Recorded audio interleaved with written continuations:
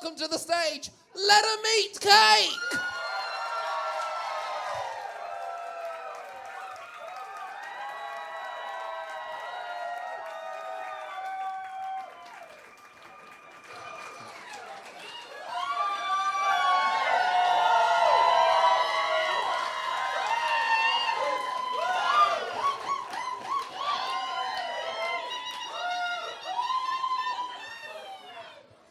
Hiya.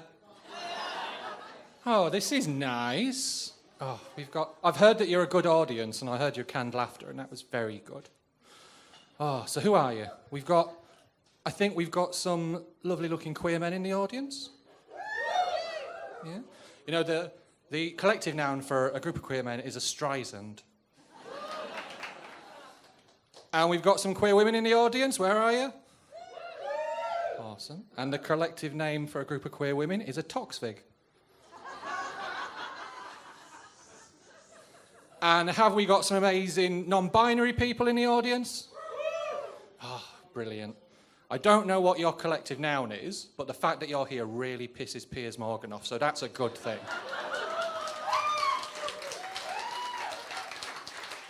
Oh, sorry. This isn't part of the look, but it's very warm up here. Very warm. And we've got some straight people, some cisgendered people, some allies in the audience, and that's all good. And the collective noun for them is a normal amount. How many straight people were there, Clive? A normal amount. It's fine. But you've had some great acts so far. You've had some really glamorous queens come out and do brilliant songs and some dancing. But now you're met with this. My dad was a 70s lampshade, my mother was a supermodel, and this is what emerges from that.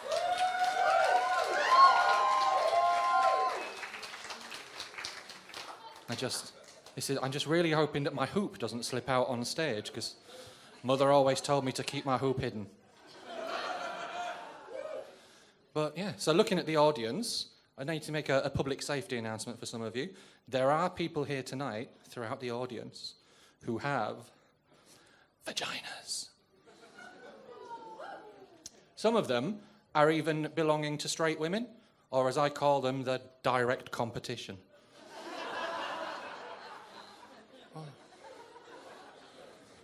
Because it's not just women that can have vaginas these days, because sexuality is a spectrum and gender is a spectrum, and all different things exist all throughout that spectrum. This is something that I've been researching a little bit recently.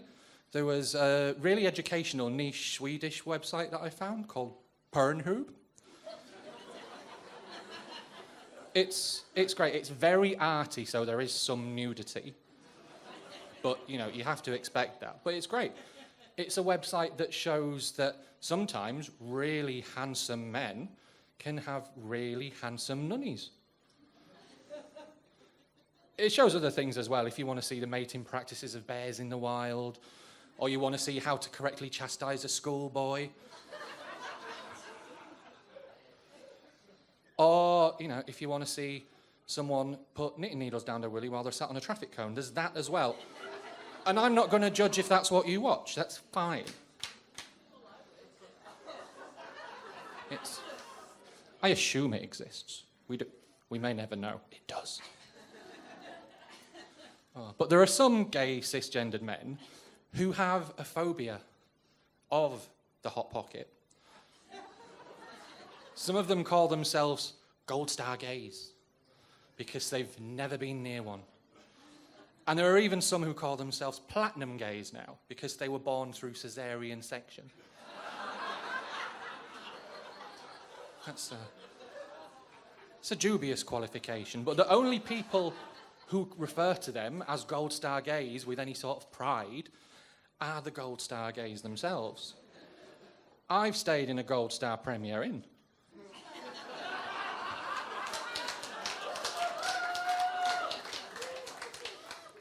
It was just the same as a normal Premier Inn. But there was Earl Grey. It was very basic. But sexuality is a spectrum, gender is a spectrum, and people are more open to experimenting and just loving who they love and doing whatever happens. And even straight people are getting more adventurous. They're discovering things like hookup apps, which is wild for them, like casual sex. And in Superdrug, the other day, I saw a display of the cutting edge of the straight sexual titillation industry. And essentially, it was vibrating cock rings and spicy lube that makes you tingle. And we've had that for years, literally decades. But it's another one of those things where the straights catch on to it, like Vauxhall.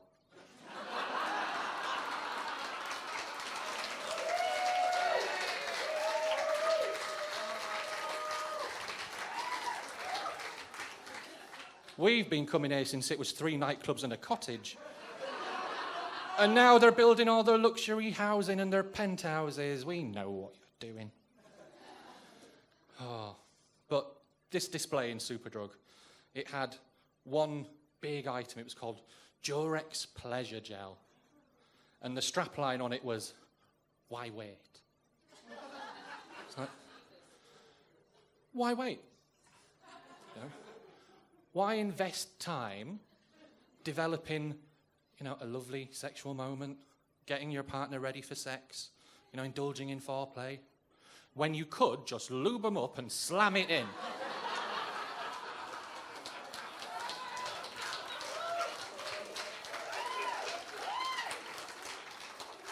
Oh, why unlock a door when you can just kick it off its hinges?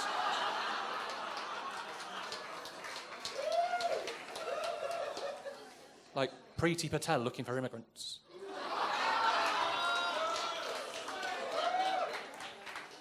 Fuck the Tories.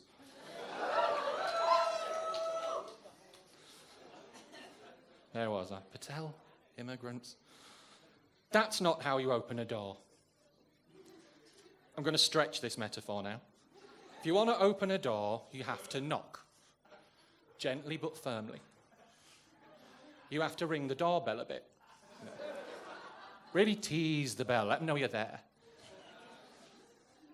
And you can do other things. You can rattle their letterbox, put your face through the cat flap. You can do what you want.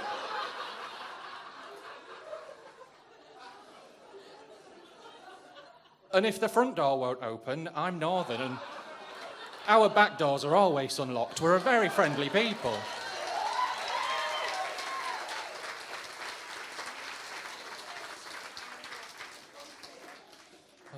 Where I grew up, everyone was forever in and out of each other's back doors. That's why super gonorrhea really took a hold in my hometown. Oh. But it's not just extra sexual things that this industry is trying to sell you. No, there's all these supposed feminine hygiene products that are trying to guilt people into thinking that they're unclean or unbalanced or different. There's Gwyneth Paltrow, who I'm often mistaken for. It's just... People say, is that Gwyneth Paltrow in a sponge wig? One time it was, and we've just never lived it down. But Gwyneth Paltrow steams her lady garden. I use steam to clean the inside of my oven. And that's not a euphemism, but steam is harsh. But I like to think that she does it by bringing a pan of kale up to a rolling boil and just sort of squatting on the worktops. Just making sure it's clean. Oh, and those yoni eggs. But there's a whole industry built up trying to persuade people that their silky glues need maintenance more than they actually do. And it's worth $26 billion a year. And that's going to rise by $6 billion in the next 6 years. So that ends up being $32 billion. Or, to put it in a language some of you may understand, 32 Kylie Jenners. I don't know who that is. There's only one Kylie, but a young person told me to say it.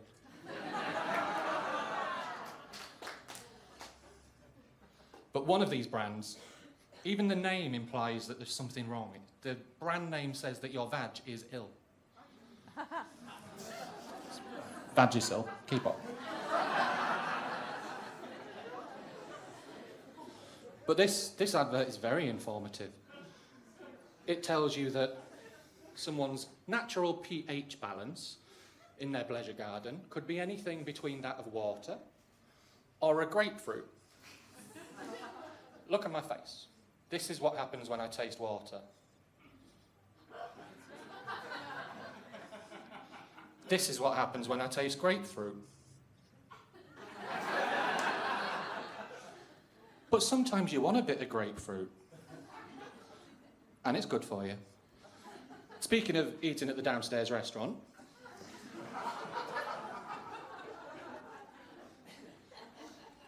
they're very versatile. They're vegan, they are low carb, they're actually keto, so for all you muscle Marys, get involved. You can have them as a starter, you can have them as a dessert, you can have a little dip. They're very, very versatile. Even people have been making sour bread starters from them in lockdown, from the cultures that are naturally harvested, which is brilliant. But this advert also went on to say that there are 60 reasons why someone may develop what they called a natural feminine itch. Now, I only know the big three, which are thrush, crabs, and accidental horseradish.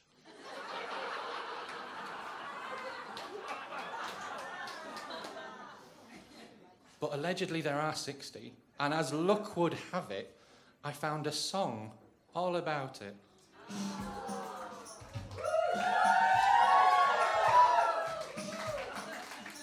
This could go wrong.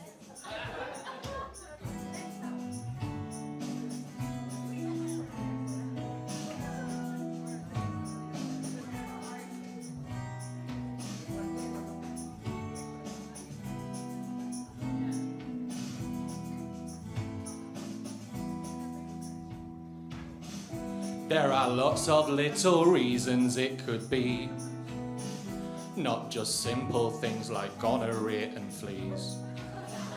I'd like to try and diagnose you if you please. There might be 60 reasons why you're itchy. There could be 60 reasons why you're itchy. Is it spider eggs, Meg? Have you used deep heat? Read. Are you under a hex, Bex? Could that be the cause? Is it Gorwick glue, Sue? Is it biscuit crumbs, Mum? Is it carpet burn, Fern? Could that be the cause? This is not a very comprehensive list. There are lots of little reasons I have missed. I am not a licensed gynecologist, but there are 60 reasons why you're itchy. Something you ate, Kate. Is it your boyfriend, Anne? It's all gone wrong now, 'cause I've got the names. Is it 'cause of your mum? No. Is it carpet burn, Fern? Is it your new man, Anne? Is that why it is? Is it carpet burn, Fern? Is it...